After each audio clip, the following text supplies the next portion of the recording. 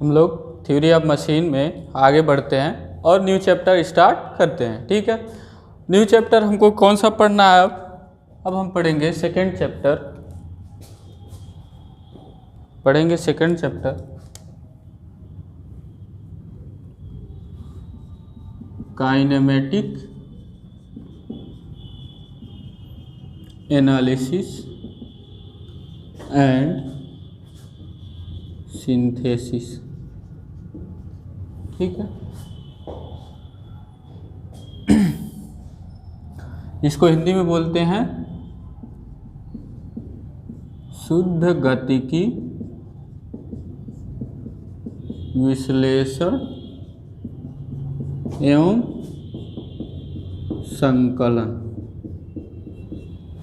ठीक है, शुद्ध गतिकी विश्लेषण एवं संकलन।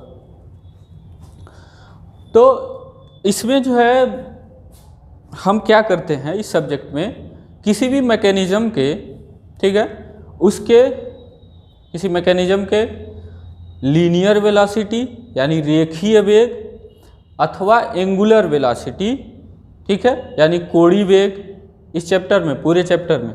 उसके बाद तो इसका जो है, पहले तो इसका जो है हम लोग अध्ययन करते हैं, इसका एनालाइज करते हैं, एनालिसिस करते हैं, तो यानी निकालते हैं एक तरह से कि कितना आता है। ठीक है, उसके बाद फिर आगे यही पहले क्या करते हैं, वेलोसिटी, ठीक है ना, पहले किसका एनालिसिस करते हैं, वेलोसिटी एनालिसिस।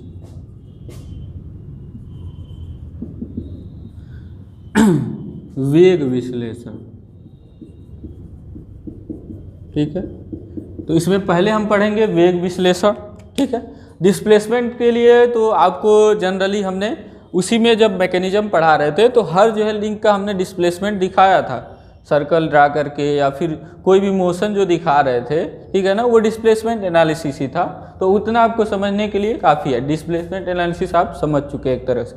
ठीक है, वेग विश्लेषण यानी वेलोसिटी एनालिसिस करेंगे, यानी किसी मैकेनिज्म के एंगुलर वेलोसिटी यानी कोणीय वेग और रेखीय वेग यानी लीनियर वेलोसिटी का अध्ययन करेंगे।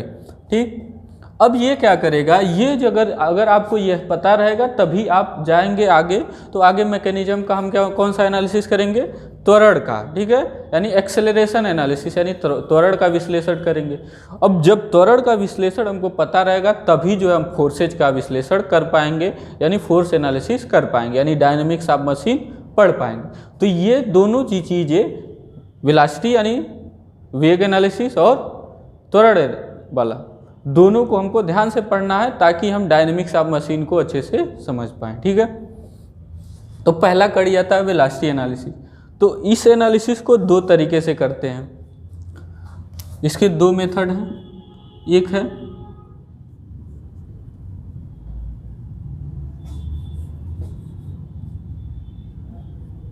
है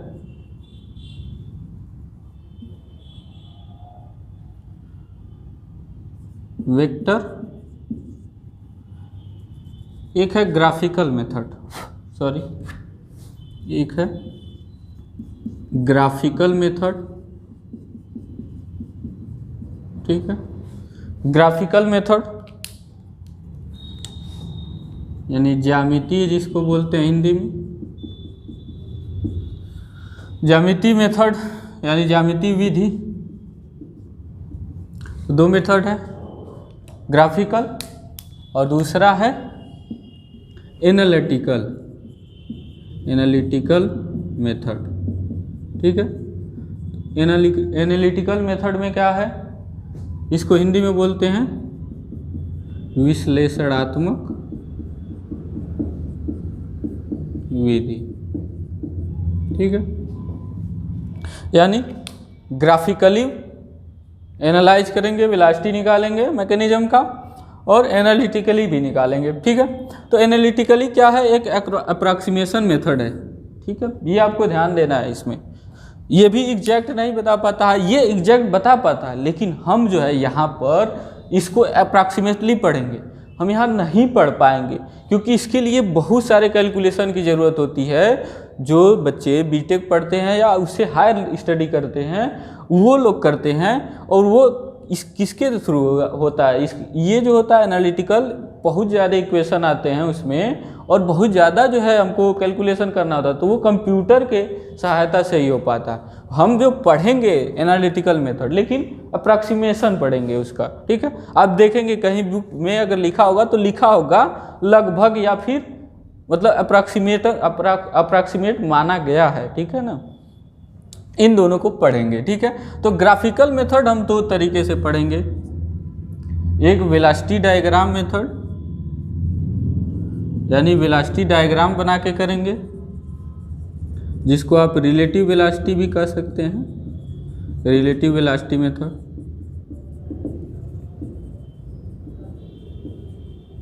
ठीक है। और दूसरा किस तरीके से, इंस्टेंटेनियस सेंटर मेथड, इंस्टेंटेनियस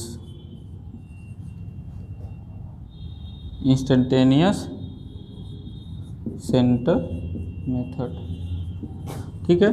तो इंस्टेंटेनियस सेंटर मेथड, एक इंस्टेंटेनियस सेंटर मेथड से करते हैं इसको, और फिर एक होता है वेलोसिटी डायग्राम, ठीक है, यानी वेलोसिटी डायग्राम बना के करते हैं, यहाँ इंस्टेंटेनियस सेंटर निकाल के करते हैं, ठीक है ना। इसको हिंदी में तत्कालिक केंद्र कहते हैं, ठीक है, इंस्टेंटेनियस सेंटर को। और वेग आरेख को तो आप जानते ही हैं, वेलोसिटी डायग्राम, ठीक है। तो शुरू करते हैं हम, पहला जो है ग्राफिकल मेथड पढ़ाना शुरू करते हैं, और इसमें पहले शुरू करेंगे वेलोसिटी डायग्राम मेथड, ठीक है। तो उसको शुरू करने से पहले कुछ बेसिक चीज़ें हमको समझ लेनी बहुत ज़रूरी है, ठीक है, जो कि हम 12th के फिजिक्स में या डिप्लोमा के शुरुआत में जो फिजिक्स पढ़ाया जाता है उसमें पढ़ते हैं।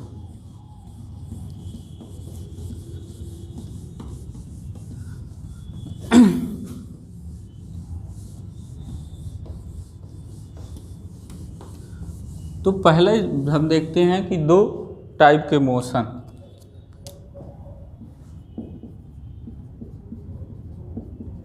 Absolute motion and relative motion.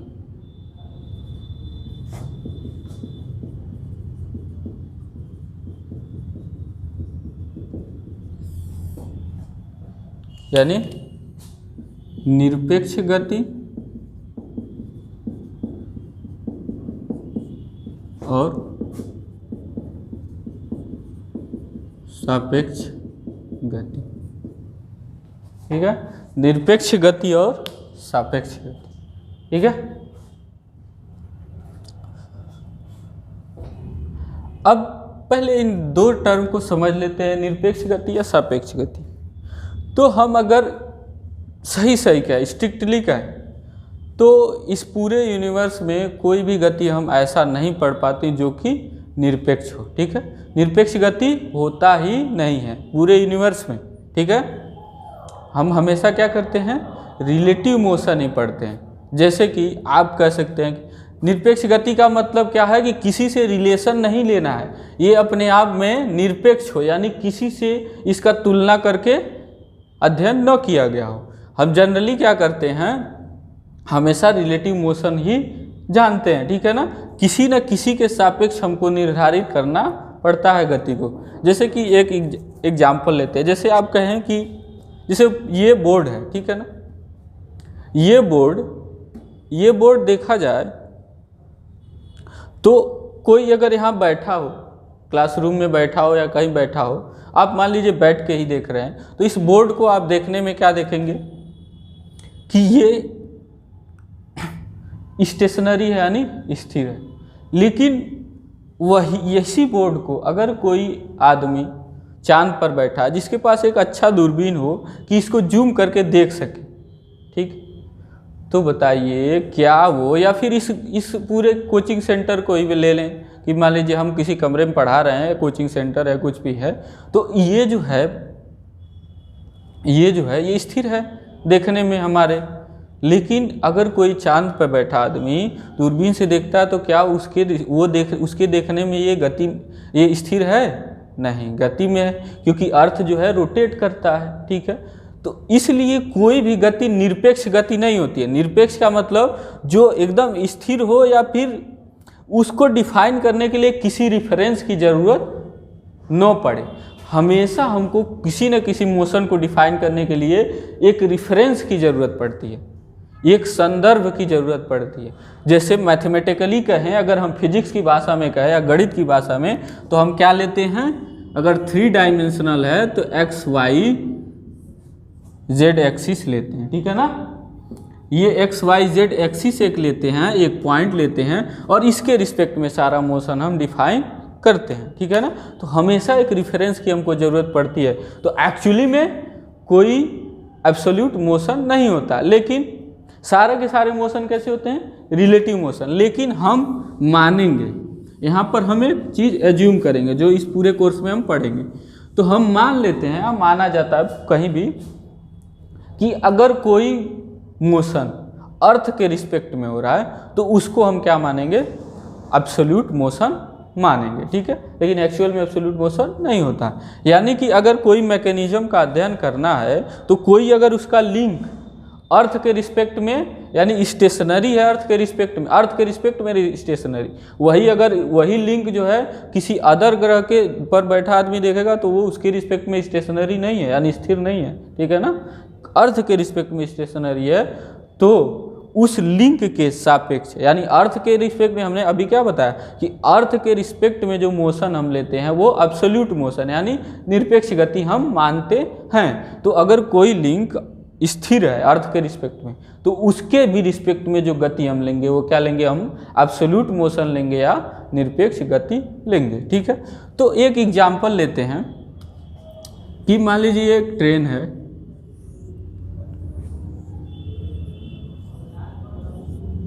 एक ट्रेन है, ठीक है।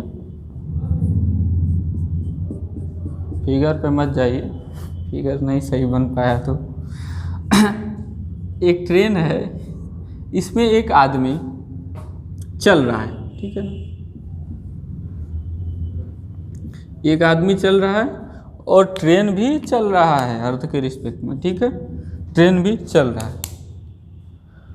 तो इस आदमी की गति यानी मोशन को कैसे हम डिफाइन करेंगे, तो इस आदमी के गति को ध्यान से सोचिए तो हम 2 तरीके से डिफाइन कर सकते हैं कि एक आदमी की गति ट्रेन के रिस्पेक्ट में, यानी ट्रेन के सापेक्ष कैसा है, कितना है या कैसा है, और दूसरा इस अर्थ के रिस्पेक्ट में कितना है, ठीक है। तो अब अर्थ के रिस्पेक्ट में अगर जो है हम लिखें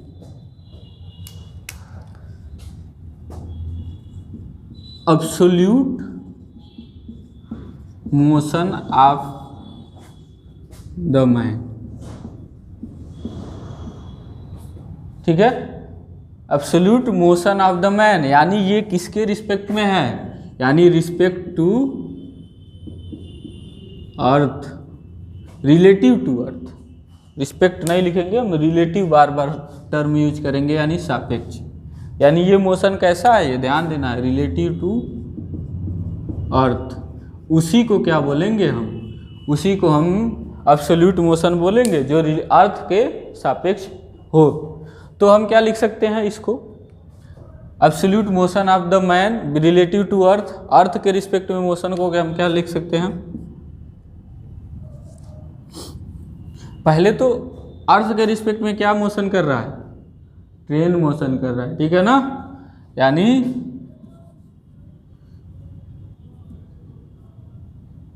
या फिर ऐसे लिखें तो लिखें ऐसे सीधे, motion of the man relative to,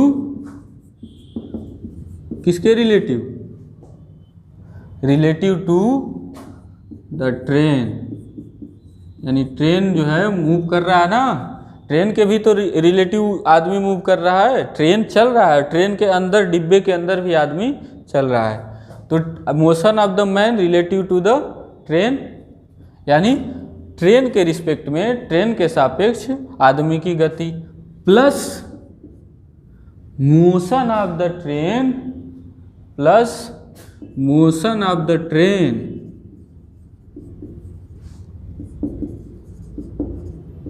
relative to the earth, ठीक है।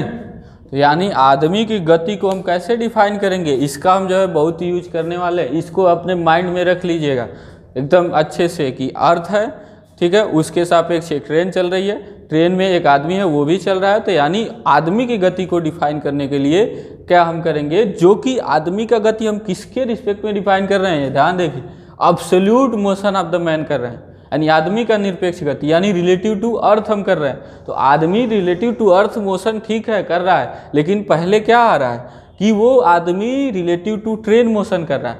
वो फिर वो ट्रेन जो है वो अर्थ के रिस्पेक्ट में मोशन कर रही है, अर्थ के रिलेटिव मोशन कर रही है, अर्थ के सापेक्ष मोशन कर रहा है, ठीक है ना, ट्रेन कर रहे हैं, ठीक है। तो इस तरह से हम डिफाइन करते हैं, ठीक है। तो ये होता है एब्सोल्यूट मोशन और रिलेटिव मोशन। अब जो है आगे बढ़ते हैं। अब जो है वेलोसिटी एनालिसिस में जब वेलोसिटी डायग्राम बनाएंगे तो बार बार क्या यूज होगा।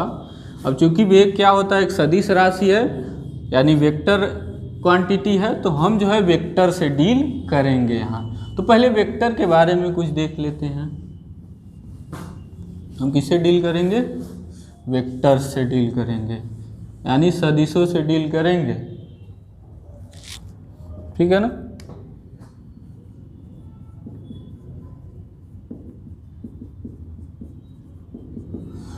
तो सबसे पहले देख लेते हैं सदिश क्या होता है, वेक्टर क्या होता है, ठीक है। तो सदिश क्या होता है, सिंपली एक लाइन होता है, ठीक है, या फिर एक रे होता है, ठीक। रे तो नहीं कहेंगे, एक लाइन होता है, उसमें एक डायरेक्शन सेंस दे दिया जाता है, यानी लाइन सेगमेंट होता है, रेखाखंड होता है, जो किसी सदिश राशि को निरूपित करता है, ठीक है ना। एक अच्छे एक सुटेबल स्केल पर एक सदिश राशि को निरूपित करता है, ठीक। तो जैसे कि हम कहें ये, ठीक है, तो ये क्या है, एक सदिश, ठीक है। अब इसमें ये क्या कहलाता है, इसका ये जो हिस्सा कहलाता है टेल, यानी पुच्छ, पुच्छ कहलाता है। ये कहलाता है हेड, ठीक है ना, यानी शीर्ष कहलाता है। और ये लंबाई इसका क्या कहलाता है, उसका परिमाण कहलाता है। ये लंबाई क्या कहलाता है, मैग्नीट्यूड कहलाता है। लेंथ ऑफ द लाइन क्या कहलाता है, यानी लाइन की लंबाई, मैग्नीट्यूड यानी परिमाण क्या कहलाता है, परिमाण कहलाता है, ठीक है, परिमाण कहलाता। अच्छा, तो अब जो है हम आगे बढ़ते हैं, ठीक है। अब जो होता है वेक्टर तो हमने देख लिया, अब इसका एडिशन और सब्सट्रैक्शन देख लेते हैं, ठीक है। अब ये चीज़ ध्यान देना है, ये तीर जो है ये दिशा बता रहा है किसका। हाँ, एक चीज़ और देख लेते हैं कि इसमें इसको हम निरूपित कैसे करेंगे, ठीक है। कि मान लीजिए कि ये vector A B, small letter से हम यहाँ डिनोट करेंगे, ये पॉइंट ए है, ये बी है, तो वेक्टर इसको कैसे लिखेंगे, लिखेंगे वेक्टर ए बी, ठीक है। वेक्टर ए बी अगर वेग को निरूपित करता है तो इसको ऐसे लिखेंगे, यानी ये पॉइंट बी, यानी ये किसको निरूपित करता है, वेक्टर वेलोसिटी ऑफ, यानी वेग बी का किसके रिस्पेक्ट में, ए के रिस्पेक्ट में। अगर यहाँ पर ये कोई स्थिर बिंदु है, ठीक है ना, या फिर कोई भी बिंदु है, मतलब कोई भी पॉइंट है, ठीक है ना, तो इसके रिस्पेक्ट में ये वेक्टर क्या निरूपित कर रहा है, इस बी का अगर वेग से निरूपित करें तो ये वेग निरूपित कर रहा है। अगर यही एक्सेलरेशन लिखेंगे तो ये, यानी ये जो है वेक्टर जो है बी का, ठीक है ना, इस बी का ए के रिस्पेक्ट में एक्सेलरेशन को निरूपित कर रहा है। यानी हम ऐसे ही पढ़ेंगे, यानी वेक्टर जब हम बनाएंगे और ए बी लिखेंगे तो लिखेंगे इसको एक इस तरह से, वेक्टर ए बी, हाँ, और अगर वेग है, ठीक है ना, तो लिखेंगे वेलोसिटी ऑफ बी, यानी ये जो वेक्टर है वो निरूपित करता है बी के वेग को, बिंदु बी के वेग को, ठीक है ना, किसके रिस्पेक्ट में, किसके रिलेटिव, ए के रिलेटिव, यानी ए के सापेक्ष, ठीक है। तो ये इस तरह से हम निरूपित करेंगे, ठीक है। अब जो है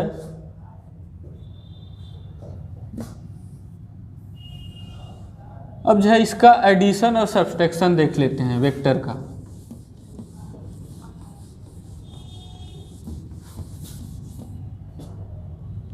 वेक्टर एडिशन पहले देख लेते हैं। एडिशन और सब्सट्रैक्शन में ज़्यादा डिफरेंस है नहीं, एडिशन पहले देख लेते हैं। तो अगर कि हम मान लेते हैं, लिखते हैं एक वेक्टर v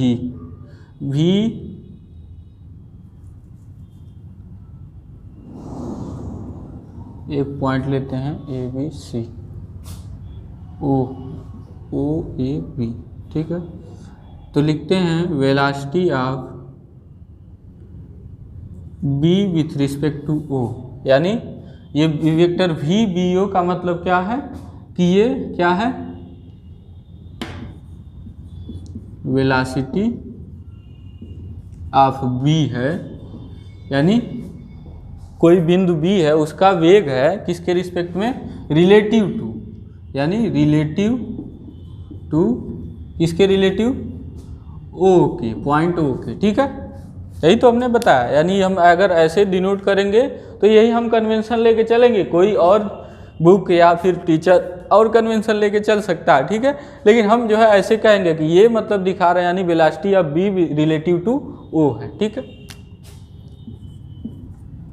अब मान लेते हैं ए है रिलेटिव टू ओ, तो अब लिखते हैं ये क्या है, velocity of A relative to O, ठीक है। अब फिर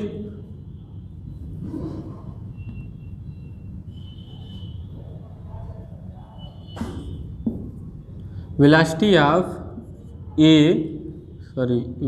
of B relative to A, ये भी बी ए लिख रहे हैं, वेक्टर भी बी ए, यानी velocity of B relative to O, ठीक है। तो अगर वेक्टर सम में हम जोड़ेंगे तो कैसे जोड़ेंगे, ठीक है। तो अगर हम कहें वेक्टर एडिशन क्या कहता है कि अगर b का हम रिलेटिव मोशन, ठीक है ना, o के रिस्पेक्ट में निकालना चाहते हैं, ठीक है, तो velocity of b relative to o कैसे होगा कि velocity of b relative to a plus velocity of a relative to o, यानी समझिए बात को कि अगर किसी पॉइंट, इस पॉइंट मतलब एक पॉइंट है b, ठीक है ना, उसका एक पॉइंट o के रिस्पेक्ट में अगर हम वेग निकालना चाहते हैं तो हमको क्या पता है, हमको अगर वेलोसिटी उस पॉइंट b का किसी a पॉइंट के रिस्पेक्ट में पता है, ठीक है ना, तो उतना अब प्लस उस a पॉइंट का o के रिस्पेक्ट में अगर पता है तो उन दोनों को जोड़ दें तो हमको क्या मिल जाएगा, velocity of b relative to o मिल जाएगा।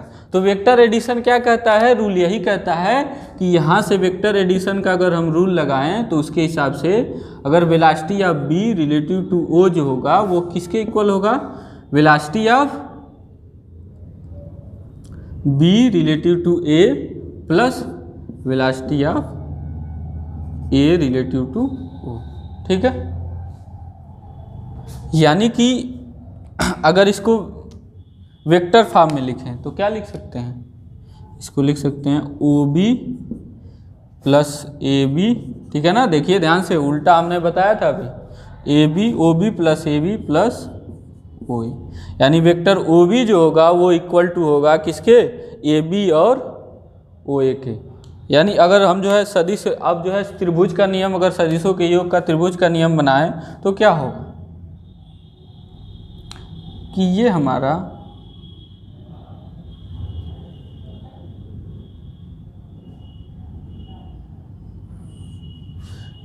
मान लीजिए OA है, ठीक है, और ये हमारा देखिए OA प्लस AB जो होगा वो इक्वल होगा OB के, ठीक है ना। तो यही जो है त्रिभुज का नियम क्या है, vector OA plus vector AB O A plus A B कैसे जोड़ते हैं कि अगर मान लीजिए हम इस डायरेक्शन में, कोई डायरेक्शन अभी तो हम ले नहीं रहे हैं, तो मान लीजिए इस डायरेक्शन में अगर ये है ओ ए है, ठीक है ना, तो ओ ए में हमको क्या करना पड़ेगा, जोड़ना पड़ेगा। इसको मतलब हम ऐसे भी लिख सकते थे,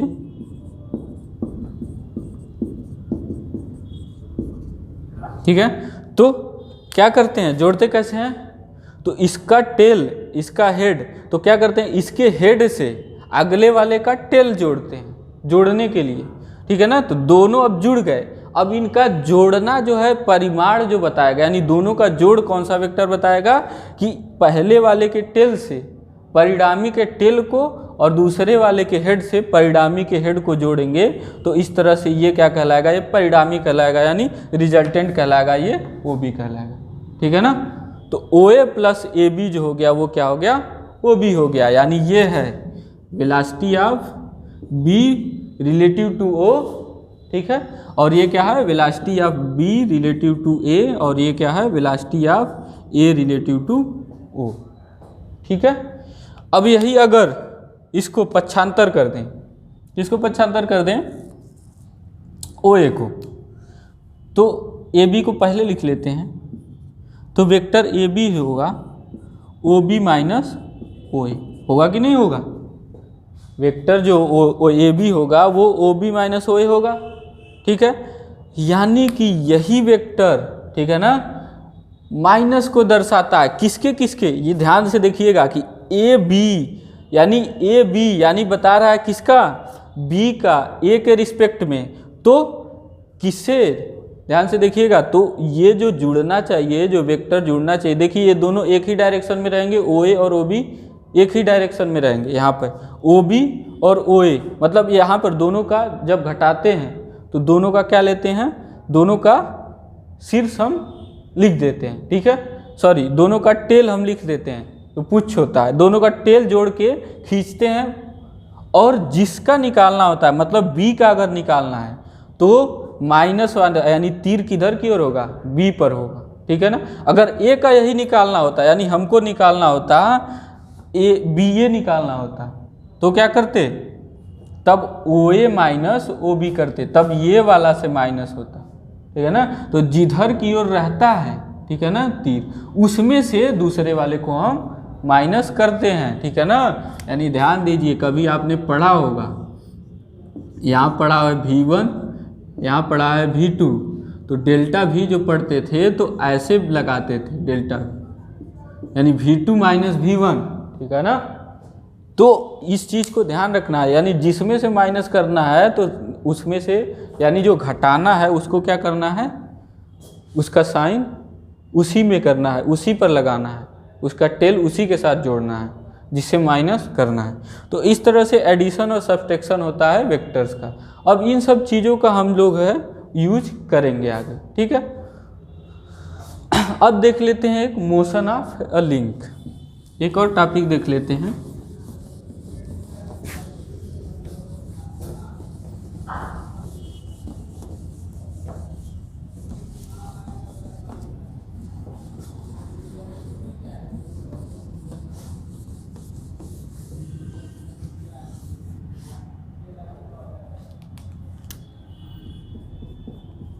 मोशन ऑफ अ लिंक,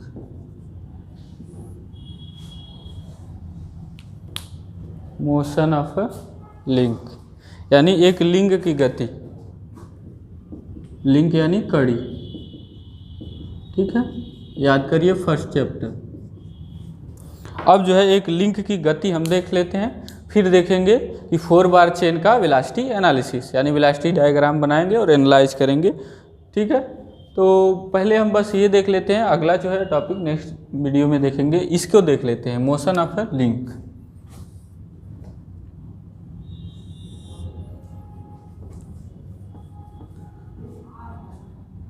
अगर हम बात करें, एक लिंक मान लेते हैं, ये एक लिंक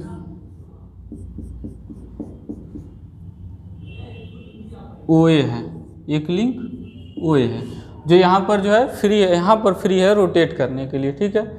तो ये काउंटर क्लॉकवाइज में मानते हैं रोटेट करता है, काउंटर क्लॉकवाइज यानी घड़ी की विपरीत दिशा में। ओमेगा कोणीय वेग से रोटेट करता है, ठीक है, ओमेगा कोणीय वेग से रोटेट करता है। तो किसी मान लेते हैं कि डेल्टा टी बहुत स्मॉल समय, डेल्टा टी के दौर मतलब डेल्टा टी में बहुत स्मॉल समय हम ले रहे हैं, बहुत स्मॉल टाइम, ठीक है ना, डेल्टा टी ले रहे हैं, यानी डिफरेंशियली स्मॉल में ये क्या हो जाता है, ए से ए डैश पर आ जाता है, पॉइंट ए से ए डैश पर आ जाता है। तो इसी पॉइंट का हम वेग देखेंगे, इस पॉइंट का वेग देखेंगे और इस पर एक जो है इंटरमीडिएट पॉइंट उसका भी वेग देख लेंगे, ठीक है।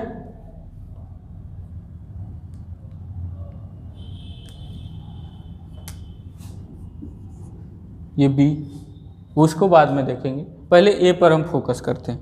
तो मान लीजिए कि ये जब delta small time delta T जब मूव करता है तो ये कितना कोण कितना बना लेता है, शुरू से जो शुरू में ऐसे परपेंडिकुलर था तो कितना बना लेता है, डेल्टा थीटा, ठीक, मान लेते हैं डेल्टा थीटा बना लेता है। अब जो है आगे बढ़ते हैं। तो अगर हम बात करें ए का,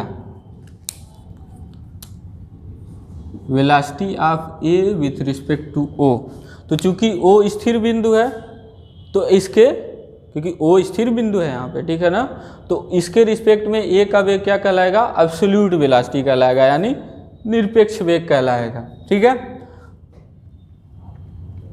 तो अब मान लेते हैं एक चीज़ हो कि इस लिंक का, ये लिंक ओ ए है, ठीक है, लिंक का लंबाई आर है।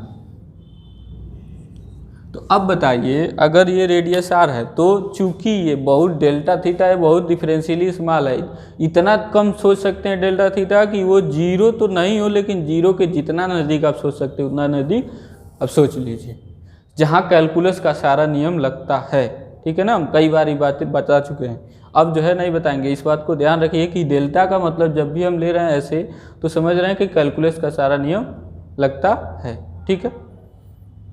यहाँ पे अभी नहीं, यहाँ के लिए मान ले रहे थोड़ा और बड़ा है, यहाँ पे डी नहीं मान रहे, ठीक है ना, कैलकुलस वाला नहीं, अभी मान ले रहे थोड़ा और बड़ा है डेल्टा, मतलब उससे थोड़ा और बड़ा है, ठीक है, स्मॉल ड्यूरेशन है लेकिन समय का, ठीक है। तो इस ड्यूरेशन में ये कितना जो है दूरी चला, कितना चला है ए, तो चाप के बराबर है, तो चाप बराबर हम पढ़ते हैं, तो velocity of A, velocity of A relative to O, यानी या फिर इसी को कहें, यानी आप हिंदी में लिख सकते हैं कि ए का ओ के सापेक्ष वेग, यानी absolute velocity, absolute velocity of A, यानी ए का निरपेक्ष वेग क्या होगा, जिसको हम वी ओ ए से दर्शा रहे हैं, ठीक है, और सॉरी वी ए ओ से दर्शा रहे हैं, और वेक्टर जो है हटा दे रहे हैं, ठीक है, बस हम परिमाण देख रहे हैं, दिशा तो अभी हम देख लेंगे क्या होगा। तो क्या होगा, किसी भी पॉइंट का, अगर इस पॉइंट का वेग हम ले रहे हैं, चूंकि ये स्थिर है, ठीक है ना, असल में रिलेटिव वेलोसिटी क्या होता है, वी ए ओ का मतलब ए का किसी अदर पॉइंट रिस्पेक्टिवली वेग कितना है फिक्स पॉइंट के अबाउट, और किसी फिक्स पॉइंट के अबाउट ओ का वेग कितना है, उतना इतना माइनस, यानी समझिए कि अगर एक पॉइंट ये है तो ये अगर वेग है और ये वेग है इतना, एक पॉइंट जो स्थिर पॉइंट है अगर, तो इतना माइनस इतना करते तब जाके हमको मिलता वी ए ओ। लेकिन चूंकि ओ जो है स्थिर बिंदु है तो हमको जो है कोई चीज़ माइनस करने की ज़रूरत नहीं है, डायरेक्टली क्या जाना है कि किसी कण का जो वेग आप पढ़ते थे पहले, तो वेग क्या होता है, दूरी बटे समय, चाल है, क्योंकि अभी दिशा नहीं यहाँ दिखा रहे हैं तो चाल को दूरी बटे समय कहते हैं। तो ये क्या हो जाएगा, arc A dash upon time कितना हम कर रहे हैं कि डेल्टा टी ले रहे हैं, टाइम डेल्टा टी, मतलब बहुत छोटा समय। तो आर्क क्या होगा, चाप क्या होगा, अगर जो है बात करें तो आर इंटू क्या होगा, कोण गुणित त्रिज्या होता है, आर्क की लंबाई, यानी एंगल इंटू रेडियस, तो ये हो जाएगा R delta theta upon delta T. अब मान लेते हैं कि ये डेल्टा टी बहुत कम है, यानी टेंस टू 0 है, ठीक है ना।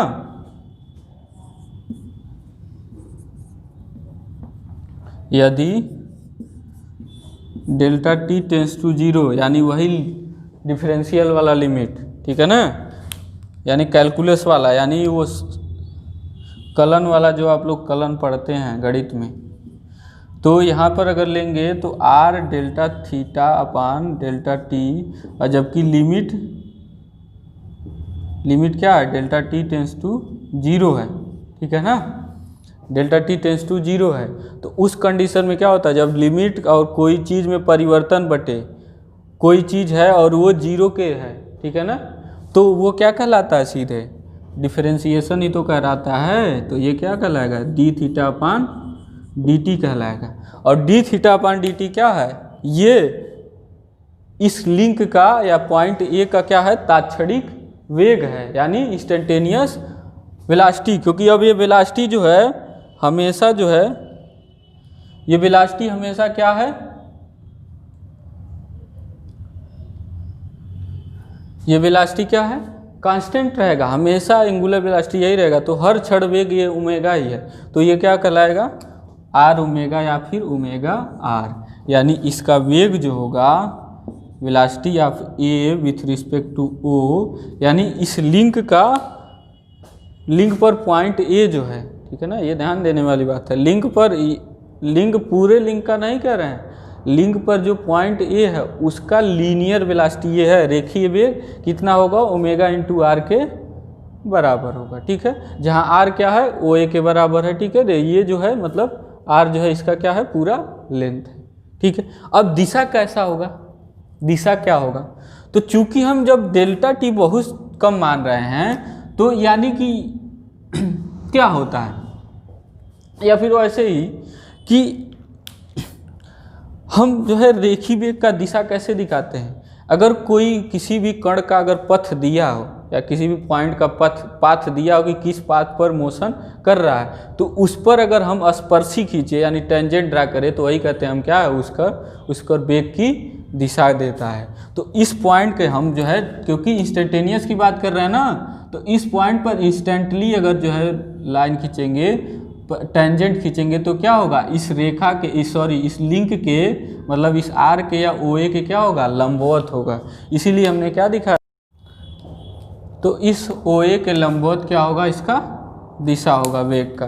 तो यानी कि अब हमने क्या यहाँ से पढ़ा कि जो अगर जो है किसी लिंक का अगर एंगुलर वेलोसिटी दिया है, ठीक है, एंगुलर वेलोसिटी ओमेगा दिया है, तो उसमें उस लिंक की लंबाई का अगर, ठीक है ना, मतलब यहाँ से पूरा इस पॉइंट का वेग की बात कर रहे हैं, ठीक है ना, उस पॉइंट मतलब यहाँ से फिक्स पॉइंट से उसकी लंबाई का अगर मल्टीप्लाई कर दें तो क्या कहलाता है, ये आपने पढ़ा भी है, v बराबर ओमेगा इंटू आर। और दिशा क्या होता है, उसके उस लिंक के परपेंडिकुलर, या फिर वो जो लंबाई होगा ओ ए, ठीक है ना, उसके परपेंडिकुलर होता है, दिशा इस दिशा में होता है, ठीक है। अब अगर पॉइंट बी के वेग की बात करें, ठीक है, अब इसी रिस्पेक्ट में अगर पॉइंट बी की बात करें, पॉइंट बी का भी यानी वी ऑफ वे मतलब वेक्टर, दिशा तो हमने बता ही दिया है, दिशा तो अलग से लिख लेंगे, ये भी इस पर भी वेग का दिशा क्या होगा, परपेंडिकुलर ही होगा, ठीक है। तो v का o के रिस्पेक्ट में वेग क्या होगा, क्योंकि ओमेगा यहाँ भी वेग है, लेकिन अब लेंथ क्या हो जाएगा, ओ बी, ठीक है ना। तो ये देखिए, जब वेक्टर नहीं लगा रहे हैं तो इसका मतलब ये परिमाण है, ठीक है ना, या फिर ऐसे लिख दें। तो अगर दोनों का कंपैरिजन करें, इसका परिमाण और a का o के रिस्पेक्ट में का परिमाण, तो ओमेगा अपान O B is equal to omega अपान वही होगा, क्योंकि r जो है वही है, तो ओमेगा से ओमेगा कट गया, यानी कि अगर जो है b का परिमाण, ठीक है ना। अब इसको देखिए लाइन पर एक मतलब एक वेक्टर द्वारा कैसे निरूपित करेंगे देखिए अब दिशा किधर है, ए का ओ के रिस्पेक्ट में, ये देखिए वेग की दिशा किधर है, इधर की ओर, तो इसके परपेंडिकुलर बिल्कुल ग्राफ पर ऐसे वेक्टर ड्रा करेंगे। देखिए इस लाइन के एकदम परपेंडिकुलर ड्रा करेंगे, ठीक है, और इसका नाम क्या देंगे, वेक्टर भी ए विथ रिस्पेक्ट टू ओ। तो ये पॉइंट आपका ओ है और ये पॉइंट आपका ए है, ठीक है। तो ये जो है अगर कोई मान है तो एक जो है उचित पैमाना लेंगे। मान लीजिए आपका आता है मान 20 मीटर पर सेकेंड, तो हम मान लेते हैं कि 5 मीटर पर सेकेंड 1 सेंटीमीटर को दिखा रहा है, तो 4 सेंटीमीटर का लाइन खींचेंगे, 5 चौके 20, ठीक है ना। तो 4 सेंटीमीटर का हमने एक लाइन खींच दिया है, ठीक है। तो ये क्या 1 सेंटीमीटर जबकि कितने को दिखा रहा है, 5 मीटर पर सेकेंड को दिखा रहा है, ठीक है।